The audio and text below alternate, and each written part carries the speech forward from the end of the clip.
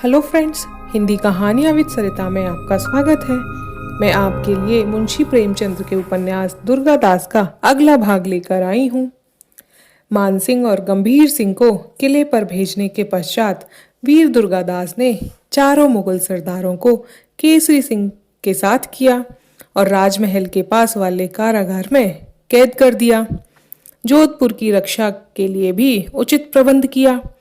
चारों तरफ विश्वासी रक्षक तथा गुप्तचरों को नियुक्त किया। सब जरूरी कामों से निपटने के बाद एक छोटी सी सभा की। राजपूत सरदार की अनुमति पाकर आसपास के गांव में रहने वाले मुगलों को युद्ध नीति के अनुसार पकड़कर कैद कर दिया, पर उनके साथ शत्रु का सा नहीं मित्र का सा व्यवहार किया जाता था। वीर दुर्गादास की मंशा मुगलों को कष्ट पहुंचाने की न थी, केवल शत्रुओं पर राजपूत कैदियों को छोड़ देने के लिए दबाव डालना था। दुर्गादास सदैव अपने देश और जाति की भलाई के लिए कमर कसे तैयार ही रहता था। कोई काम कैसा भी कष्ट साधक क्यों न हो, कभी न हिचकिचाता था। आज उसी साहस और देशभक्ति की बदौलत उसने अमर कीर्ति प्राप्त की है। मारवाड़ के बच्चे भी वीर दुर्गादास के नाम पर गर्व करते हैं। जब जोधपुर की जीत का समाचार फैला तो शत्रु भी मित्र बनकर बधाई देने के लिए इकट्ठा होने लगे और इतनी भीड़ हुई कि जोधपुर में एकत्र जनता समा न सकी। विवश होकर वीर दुर्गादास को जोधपुर के बाहर एक भारी मैदान में सभा करनी पड़ी। पौष की पूर्णिमा के दिन राजप्रसाद से लेकर सभा मंडप तक एक तिल रखने की भी जगह न थी। कभी कोई राजभवन से सभा की ओर जाता था तो कोई सभा से राजभवन की ओर लौट आता था। उस समय चलती फिरती जनता का दृश्य बड़ा ही अपूर्व था। मालूम होता था कि समुद्र उमड़ पड़ा है। ऐसा कोई न था जिसको वीर दुर्गादास के दर्शनों की लालसा न हो। स्त्रियां झरोखों से झांक रही थीं, जो जय ध्वनि आकाश में गूंज रही थी और चारों ओर से फूलों की वर्षा हो रही थी। अच्छा हुआ कि वीर दुर्गादास राजभवन से पैदल ही चलना, नहीं तो फूलों से दब जाता और बेचारे दर्शक की लालसा धूल में मिल जाती, क्योंकि इसमें अधिकांश ऐसे भी थे जो दुर्गादास को पहचानते न थे। वे अपने पास खड़े हुए मनुष्यों से पूछते थे, भाई इनमें वीर दुर्गादास कौन है? कोई अपने मित्र की उंगली उठाकर बता रहा था, कोई एक दूसरे से कह रहा था, भाई मारवाड़ का विजेता, हमारी बहन बेटियों की लाज की रक्षा करने वाला वीर दुर्गादास इस प्रकार सबको नमस्कार करता हुआ पैदल ही जा रहा है। धन्य है, देखो इतना बड़ा काम करने पर भी घमंड का नाम नहीं। देवता है मनुष्य नहीं, देवता है मनुष्य में यह गुण कहाँ। जनता धीरे धीरे दुर्गादास के साथ सभा मंडप में पहुंची। यहाँ मारवाड़ देश के सभी छोटी बड़ी रियासतों के सरदार बैठे हुए वीर दुर्गादास के आने की प्रतीक्षा कर रहे थे। देखते ही उठ खड़े हुए और बड़े आदर भाव से वीर दुर्गादास को एक ऊंचे आसन पर ला बिठाया। विविध प्रकार की सुगंधियों तो फूलों के गजरे उनके गले में डाले, केसरिया चंदन का लेप किया। उदयपुर के राणा राज सिंह के पुत्र भीम सिंह ने राजसी पोशाक भेंट की, जो राजा साहब ने दुर्गादास के लिए भेजी थी। दुर्गादास ने राणा साहब का उपहार बड़े सम्मान के साथ लिया। उसे माथे पर चढ़ाकर गद्दी पर रख दिया और जनता के सामने हाथ जोड़कर कहने लगा, राजगुरु और प्यारे भाइयों, आज आप लोगों ने हमारा जो कुछ सम्मान किया है, मैं उसके लिए आपका आजीवन आभारी रहूँगा। यद्यपि जो काम मैंने किया है वह हर एक देशाभिमानी कर सकता था और मुगल के अत्याचार से विवश होकर करता भी, परंतु ईश्वर यह कीर्ति मुझको देना चाहता था, इसलिए प्रसंग वैसा ही आ बना। हमारे पूज्य वृद्ध सरदार महासिंह जी को मुगलों ने कंटालिया में घेर कर मारना चाहा था। इनकी रक्षा करने में मेरे हाथों सरदार जोरावर खां का खून हुआ। मुगलों ने उसी खून के बदले में मेरी वृद्ध माँ जी की हत्या की, बार बार घर लूटा और कल्याणगण फूंक दिया। यद्यपि मैं मुगलों से इनका बदला लेने में असमर्थ था, परंतु परमात्मा की कृपा और अपने देश भाइयों की सहायता से आज इस योग्य हुआ कि जोधपुर में मुगलों को परास्त कर एक महती सभा कर सका। प्यारे भाइयों, इतनी आज़ादी होते हुए भी मुझे एक बार और भीषण युद्ध होने की शंका है। क्या मुगल बादशाह आलमगीर अपना अपमान सह सकता है? नहीं, कदापि नहीं। वह एक बार दुनिया के कोने कोने से अपनी सेना बटोरकर मारवाड़ पर धावा अवश्य करेगा। इसलिए मैं अपने देशवासियों से एक बार और सहायता करने की प्रार्थना करता हूँ। यद्यपि आप लोग अपने पूज्य गुरु ब्राह्मणों के यज्ञोपवीत की और अपने मंदिरों की मूर्तियों की रक्षा चाहते हैं, तो हमारा साथ दो, मारो और मिट जाओ। आज़ादी या मौत का प्रण करो। बीज जब तक मिट्टी में नहीं मिलता, कभी हरा भरा होकर फल नहीं लाता।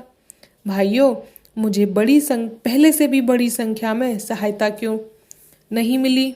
इसका कारण यह था कि हमारे राजपूत भाई यह समझते थे कि राजवंश का तो नाश हो गया, अब महाराज जसवंत सिंह की गद्दी का उत्तराधिकारी कोई रहा नहीं।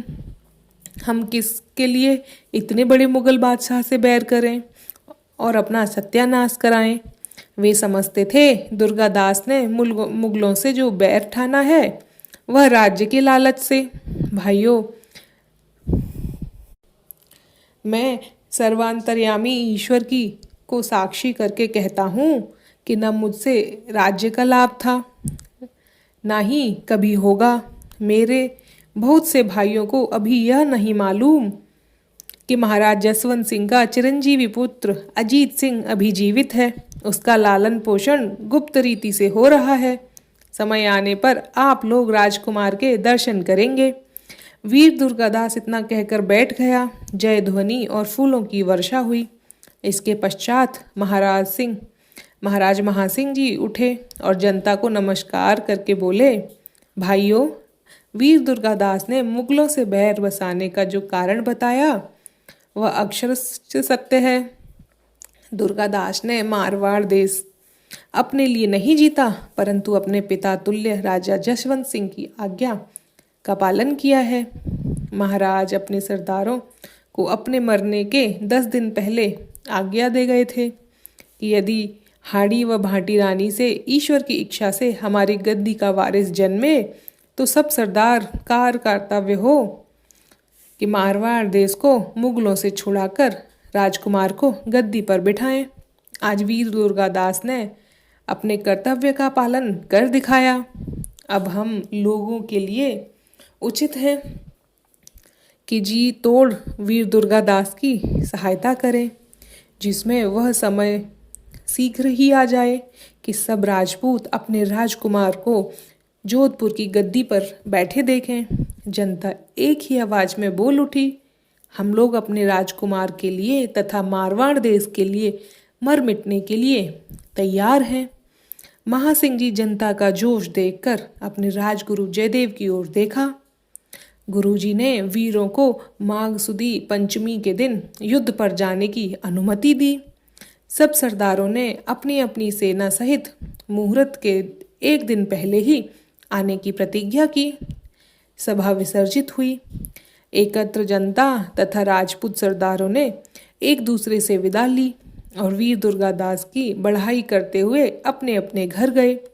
बेचारे दुर्गादास का घर तो कहीं रहा ही न था, इसलिए महासिंह आदि सरदारों को साथ लेकर राजभवन लौट आए और घायल राजपूतों तथा मुगल बंदियों की देख रेख में अपने दिन बिताने लगा। वह अपने अधीन कैदियों को कभी दुख न देता, न मित्र समान व्यवहार करता। मोहम्मद खान को तो बहुत मानता था। शत्रु हो अथवा मित्र, किसी की नेकी कभी भूलता न था। क्षमा करने में तो एक ही था। इनायत खान ने दुर्गादास के लिए क्या न उठा रखा था, परंतु उसे भी क्षमादान दिया। कभी उन सबको बुलाता और कभी आप ही उनके पास जाता। रात रात भर उनसे बातें करता रहता। उसके हृदय में मालिन्य का लेश भी न था। धीरे धीरे 1 महीना बीता और चारों ओर से बादलों के समान राजपूत सेना उमड़ घुमड़ चलने लगी। जोधपुर में राजपूत वीरों का एक अच्छा जमाव हो गया। बीकानेर और जैसलमेर के सरदार ने आकर उदयपुर में पड़ाव डाला और जयसिंह के साथ देसुरी आ पहुंचे।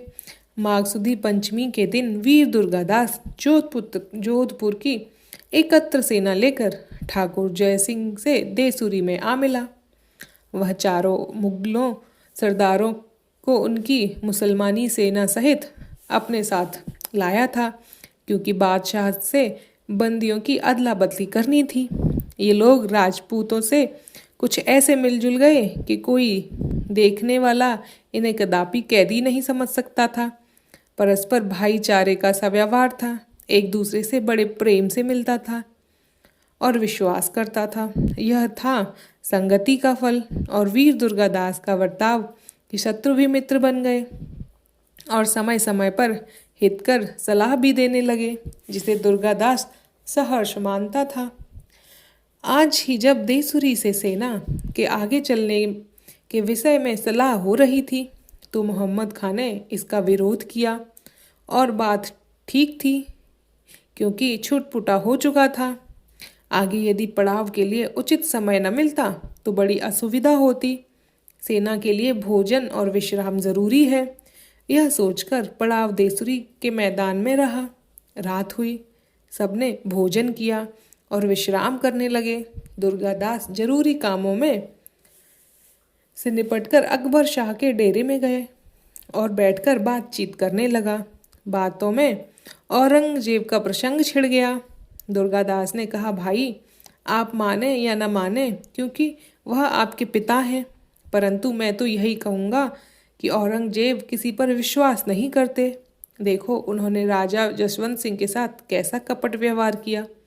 उन्हीं के इशारों से काबुल में बलवा हुआ, जिसमें जहरीले कपड़े पहनाकर जान ली।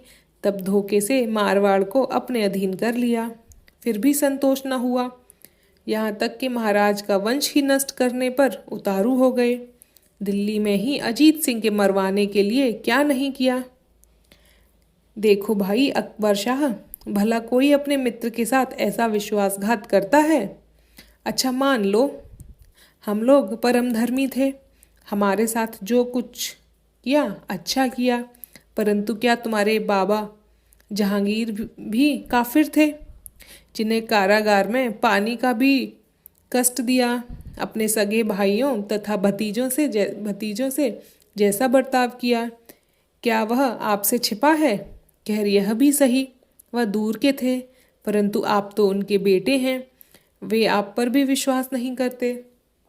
अगर विश्वास करते तो तेवर खां को आपकी देखरेख के लिए तैनात न करते। अगर आपको यकीन ना आए तो तेवर खां के पूछ देखें। अकबर शाह को विश्वास ना आया, परंतु यह बात उनके मन में खटकती रही। आखिर तेवर खां को बुलाने के लिए तुरंत ही एक चौकीदार भेजा। थोड़ी देर में तेवर खान और जयसिंह शहजादे के डेरे पर आ पहुंचे। वीर दुर्गादास ने बड़े सम्मान से दोनों को आसन दिया। जब दोनों बैठ गए तो अकबर शाह ने पूछा, भाई तेवर खां, मुझे विश्वास है कि तुम कभी झूठ नहीं बोलते, तथा आज ठाकुर जयसिंह और दुर्गादास के सामने तुम्हें कुरान की सौगंध देता हूँ कि जो कुछ भी पूछा जाए उसका उत्तर सत्य ही हो। तेवर खां ने कहा, पूछिए, आप लोग क्या पूछना चाहते हैं? तो शहजादे ने पूछा, बादशाह सलामत ने मेरे बारे में कुछ कहा था। तेवर खां उत्तर देने के पहले कुछ हिचकिचाया, फिर जी कड़ा करके बोला, हाँ कहा तो कुछ न था, परंतु आपके सामने कहते डरता हूँ। दुर्गादास ने कहा, भाई डर किस बात का? जब कुरान की सौगंध दी गई तो ऐसा कौन मूर्ख है जो तुम्हारे सच बोलने पर क्रोध करे? जो कुछ कहना है निडर होके कहो। तेवर खां ने कहा, जब दिल्ली से हम अपना लश्कर लेकर चलने लगे तब बादशाह ने हमें एकांत में बुलाया और कहा, देखो तेवर खां, हम दुनिया में तुमसे ज़्यादा किसी को प्यार नहीं करते। हम जानते हैं कि तुम मोहम्मद खां को की तरह कभी धोखा न दोगे। क्यों? तुमको बादशाही का लालच नहीं? जिसको किसी चीज़ का लोभ होता है वही दगा करता है। हमको अगर कुछ संदेह है तो अकबर शाह पर, क्योंकि उनको राज्य का लालच है। संभव है कि वह कपटी दुर्गादास की बातों में आ जाए और हमारे साथ ही वही बर्ताव करे जो हमने अपने बाप के साथ किया। इसलिए तुम्हें होशियार किए देता हूँ कि उसकी नीयत अगर बुरी देखना तो उसी समय तलवार के घाट उतार देना। मैं तुमको सब तरह से अधिकार देता हूँ। इतना कहकर तेवर खां चुप हो गया। अकबर शाह चिंतित होकर बोला, भाई दुर्गादास, आपका कहना सत्य है। अब्बा जान कहते कुछ हैं, करते कुछ हैं। उनकी मसलत समझ ही नहीं आती। जयसिंह ने कहा, अब आप ही कहिए, ऐसे राजा का कौन साथ देना चाहेगा? इससे यह न समझना कि मुसलमान होने के कारण हम लोग शत्रु बन गए। हमने नीति पर चलने वाले बादशाहों के लिए अपने भाइयों के गले पर तलवार चलाई है। आप ही के नाम राशि आपके पूर्वज अकबर तथा शाहजहां को ठाकुरों ने कब सहायता नहीं दी?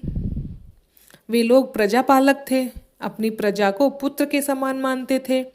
हिंदू हो या मुसलमान, सबको योग्यता के अनुसार ओहदे देते थे। कभी किसी के धर्म में हस्तक्षेप नहीं करते थे। हम लोग ऐसे बादशाहों के साथी हैं। तुम्हारे पिता जैसे बादशाह के साथी नहीं जो मंदिर तोड़कर मस्जिद बनाएं, हमारी मूर्तियों को मस्जिद की सीढ़ी पर लगाएं, तीर्थयात्री के कर लें और निर्दोष हिंदुओं पर काफिर कहकर बिना अपराध के ही अत्याचार करें। आप ही कहिए, यह जुल्म नहीं तो क्या है?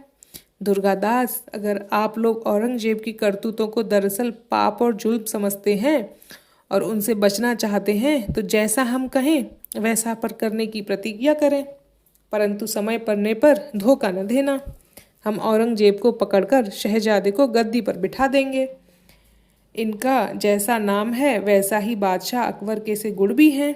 यदि ऐसा करना चाहते हो तो सरदार मोहम्मद खां को बुला लो। मैं उपाय बताता हूँ। जब तक चौकीदार मोहम्मद खां को बुलाकर लाए, इतनी देर में मन ही मन शहजादे न जाने क्या क्या सोच गया। मोहम्मद खां के आ जाने के बाद शहजादे ने कहा, भाई दुर्गादास, आप जो कुछ करना चाहते हो इसमें कोई संदेह तो नहीं कि इससे बढ़कर कोई उपाय नहीं जिसमें हम दोनों की भलाई हो, परंतु राज के लिए मैं ऐसा पाप नहीं कर सकता। मोहम्मद खां ने कहा, शहजादा, अभी आप बालक हैं, राजनीति नहीं जानते। बहुत पापों से बचने के लिए यदि एक पाप किया जाए तो वह पाप नहीं पुण्य है। इतना तो आप ही समझ सकते हैं कि आपकी गद्दी पर बैठने के बाद ये जुल्म जो अभी हो रहा है क्या बंद हो जाएंगे? फिर राजपूतों की जो शिकायत है वह दूर हो जाएगी।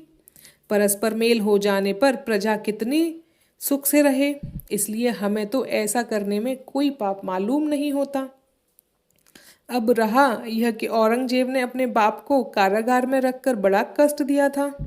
आप ऐसा न करना। चलो बस हो चुका। अगर आप इतने पर भी राजी नहीं तो राजकुल में वृथा ही जन्म लिया था, कहीं फकीर होते जाके। तेवर खां ने कहा, इससे आपको क्या करना ही क्या है? हम कैदियों की अदला बदली के बहाने अपनी मुगल सेना लेकर जाएंगे और पीछे से राजपूत सेना एकाएक ही धावा कर देगी। बादशाह अपनी सेना समझकर हमारी ओर अवश्य भागेगा। बस हमारा काम बन जाएगा। बादशाह को पकड़कर वीर दुर्गादास को सौंप देंगे और आपको शाही तख्त पर बिठा देंगे।